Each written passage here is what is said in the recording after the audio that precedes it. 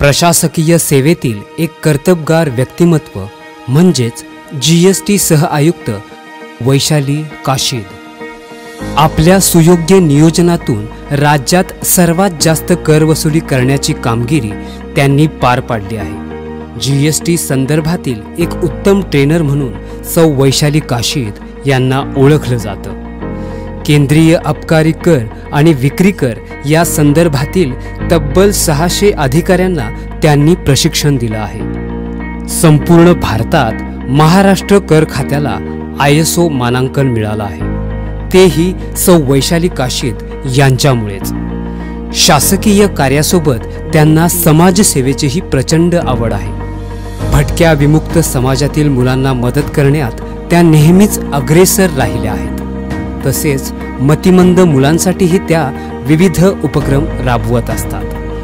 पूरग्रस्तांना मदत आणि कोरोना काळात अहोरात्र राबणाऱ्या पोलिसांना जेवणाच्या पाकिटांचे वितरण केले। अशा अनेक कार्यात वैशाली काशीद ह्या नेहमीच पुढे राहिल्या आहेत। या सर्व कार्यात त्यांचं कुटुंब आणि जीएसटी परिवारही त्यांच्यासोबत खंबीरपणे उभा होता। जीएसटी सारखे किचकट विषय सोपं करणं असो वा जीवनातले अवघड प्रश्न सोपं करणं असो, आपल्या सकारात्मक आणि हसऱ्या चेहऱ्याने सहज करणारे व्यक्तिमत्व म्हणजेच वैशाली मॅडम आहेत। या जीवनाला अभ्यास आणि आध्यात्मिक जीवनाची एक सुंदर किनार आहे। म्हणजेच छोट्या मुलांसाठी बालोपासना केंद्र असो वा गरिबांसाठी अन्न वस्त्र देण्यासाठी धडपड असो, हे सर्व कार्य वाखाणण्याजोगे आहे आणि आपल्या वाट्याला येणारे समाधान यातच सार्थक मानणाऱ्या अशा वैशालीताई या नेहमीच उत्साही आणि हर्षित मुख दिसतात आणि सर्वांसमोर एक आदर्श ठेवतात।